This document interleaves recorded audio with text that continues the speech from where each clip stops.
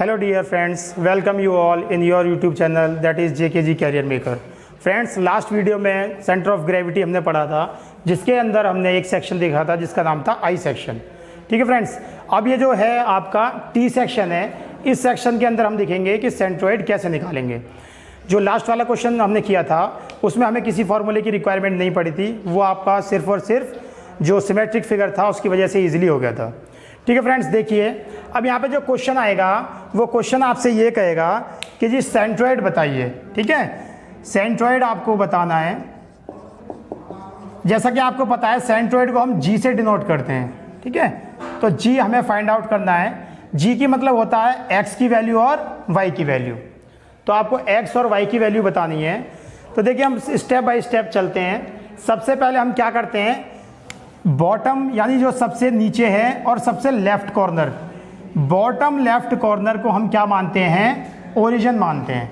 ये आपका x axis हो गया और ये आपका वाई एक्सिस हो गया। ठीक है फ्रेंड्स, ये आपका एक्स एक्सिस और ये वाई एक्सिस, और ये हो गया आपका ओरिजिन। ये है फ्रेंड्स आपका ओरिजिन। ठीक है फ्रेंड्स, अब आपको पता है कि हमें यहाँ पे क्या निकालना है, इसका सेंट्रोइड निकालना है, यानी कि मध्य बिंदु निकालना है।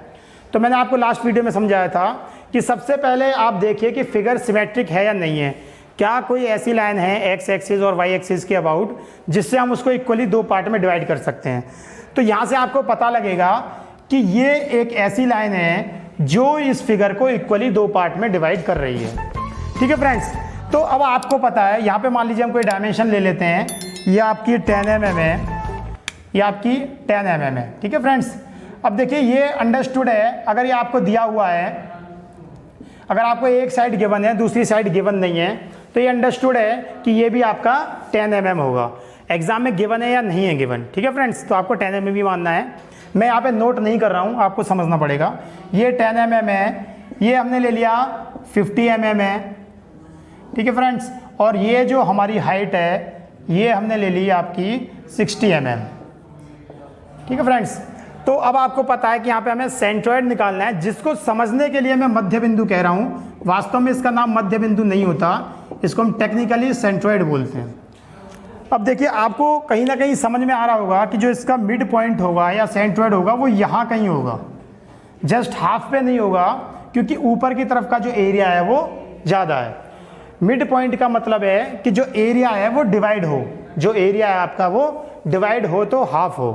ठीक है, अब देखिए फ्रेंड्स, ये जो आपको इतना समझ में आ गया कि जो सेंट्रोइड होगा वो कहीं ना कहीं इस पॉइंट पे होगा। ठीक है, चाहे वो थोड़ा सा नीचे हो या थोड़ा सा ऊपर हो। That means you have this length, this dimension. और ये जो आपको दिख रही है ये किस पे मिल रही है, आपको एक्स एक्सिस पे मिल रही है। तो ये टोटल कितना है, 50 है, तो ये कितना हो जाएगा, 25 mm हो जाएगा। ठीक है फ्रेंड्स, दैट मीन्स कि आपको अब x आपका मिल चुका है, तो x की वैल्यू हो जाएगी 25। Now we have to calculate y। अब आपको y कैलकुलेट करना है, तो y के लिए अब हम क्या करें, ऐसी कोई भी लाइन नहीं है जो हम हॉरिजेंटली ड्रॉ करें और उस इमेज को, इस फिगर को इक्वली दो पार्ट में डिवाइड कर सके। ठीक है फ्रेंड्स, तो यहाँ पे हमें रिक्वायरमेंट पड़ती है फॉर्मूले की। अब वो फॉर्मूला क्या है, वो फॉर्मूला आपका ये है। देखिए अब आपको x तो मिल चुका है, अब आपको चाहिए y। तो इसको हम y बार के यहाँ से डिनोट करते हैं। वो होगा आपका a1 y1 plus a2 y2 divided by a1 plus a2। ये आपका फॉर्मूला है। अब समझिए, जहाँ पर a1 और a2 क्या है, आपके एरिया ऑफ द सेक्शन। ठीक है, ये क्या है, आपके एरिया है। 1 मान लीजिए, आपने इस फिगर का एक नाम दे दिया 1 और इस वाली फिगर का नाम दे दिया आपने 2। ये लेटर सपोज यहाँ से आपकी डिवाइड हो रही है, ये वाला 1। ठीक है, मैं इसको ड्रॉ कर देता हूँ। ये वाला जो पोर्शन है आपका 1 है और ये वाला जो पोर्शन है आपका 2 है। ठीक है फ्रेंड्स, ये फिगर आपका 2 है, तो a1 इसका एरिया हो जाएगा और a2 आपका इसका एरिया हो जाएगा। अब देखिए फ्रेंड्स, अब आपको चाहिए y1 और y2। y1 और y2 क्या है आपके, ये है डिस्टेंस। ये जो आपका y1 y2 है, अब देखिए y1 आपकी ऐसे निकलेगी। ठीक है, तो ये हो जाएगी distance on y axis, distance on y axis from origin, from origin. Friend इसको थोड़ा सा कंसंट्रेशन के साथ समझिएगा, क्योंकि अभी अगर आपको समझ में नहीं आया तो बाद में समझने में प्रॉब्लम होगी। जो फिगर सिमेट्रिक होते हैं वो तो आपके इजीली कैलकुलेट हो जाते हैं, बाकी इसको आपके फॉर्मूले की रिक्वायरमेंट पड़ती है जिसको हम समझ रहे हैं। तो यहाँ तक उम्मीद करता हूँ आपको समझ में आ गया होगा। अब हमें क्या करना है, इस फॉर्मूले को अप्लाई करना है। तो सबसे पहले हमें क्या चाहिए, A1 और A2 चाहिए। अब देखिए A1 कैसे निकलेगा, A1 मैंने कहा फर्स्ट फिगर का एरिया है, तो ये एक रेक्टेंगल बनना है। रेक्टेंगल का एरिया पता है आपको, लेंथ इंटू ब्रेथ। लेंथ कितनी है 50 और विड्थ या चौड़ाई कितनी है इसकी 10 mm। ठीक है फ्रेंड्स, तो ये हो जाएगा 500 mm स्क्वायर। जो भी यूनिट है वो यूनिट हम ले लेंगे। आपको समझ में आ जाना चाहिए कि फर्स्ट है लंबाई गुणा चौड़ाई। ठीक है, तो ये आपका A1 हो गया।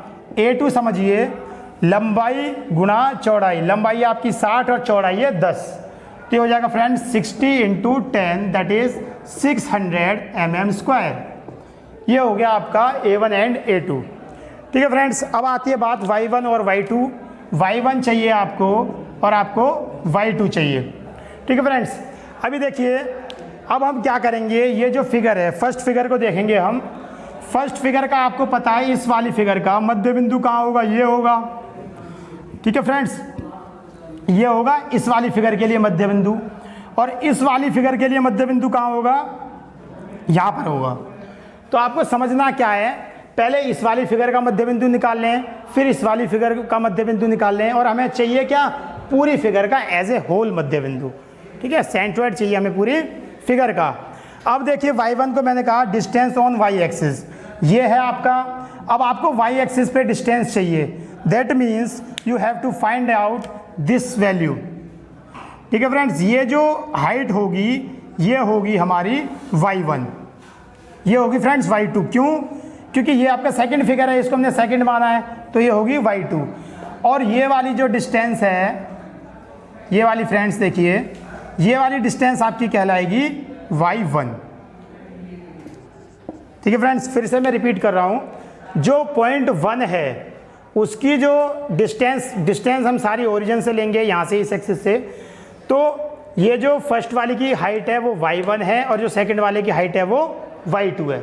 अब देखिए Y1 कितना होगा, Y1 के लिए ये वाली हाइट है आपकी 60 और ये वाली कितनी होगी 5। क्यों, क्योंकि पूरा 10 था तो उसका हाफ 5। फिर समझ लीजिए Y1 को हम निकाल रहे हैं, तो Y1 आपका ये है। ये निकालने के लिए पहले आपको ये पता होना चाहिए, ये हमें पता है जी 60 है, तो ये हो जाएगा 60 प्लस आपको पता है ये पूरा 10 है तो हाफ होगा 5। ठीक है, तो ये हो जाएगा 5, ये हो जाएगा 65 mm। ठीक है फ्रेंड्स, अब समझिए Y2 ये है, आपको पता है ये पूरा कितना था 60, उसका हाफ होगा 30, क्योंकि ये फिगर से हमें पता लग रहा है कि इसका जो सेंट्रोइड या मध्य बिंदु है वो इसकी मिड हाइट पे होगा, तो ये हो जाएगा Y2 आपका 30।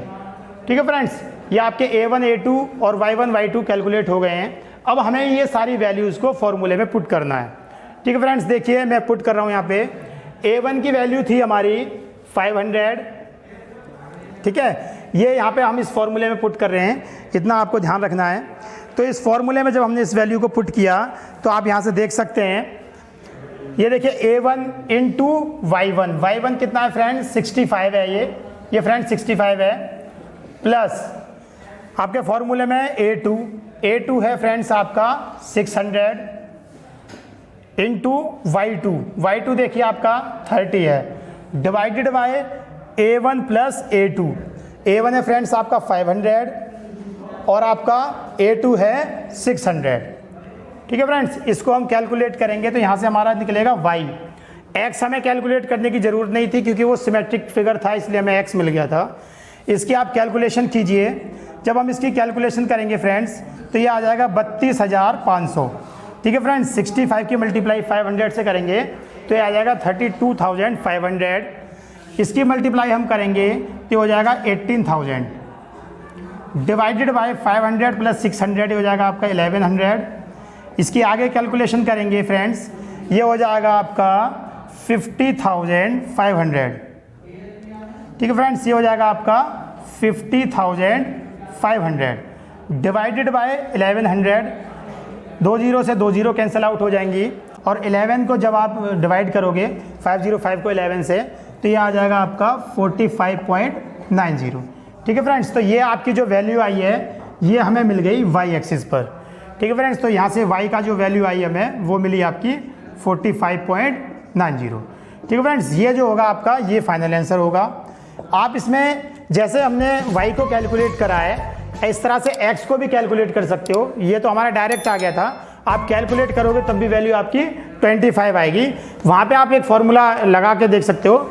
जैसे यहाँ पे y बार निकाला है, वहाँ पे आप x बार निकालोगे तो फॉर्मूला हो जाएगा a1x1 plus a2x2 divided by a1 plus a2।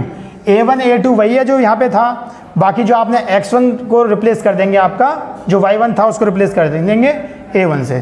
तो यहाँ से आप निकालेंगे तो यह आ जाएगा आपका 25 mm। ठीक है फ्रेंड्स, इस वीडियो में इतना ही, बाकी मिलते हैं फिर नेक्स्ट वीडियो में। तब तक के लिए थैंक यू, धन्यवाद, टेक केयर।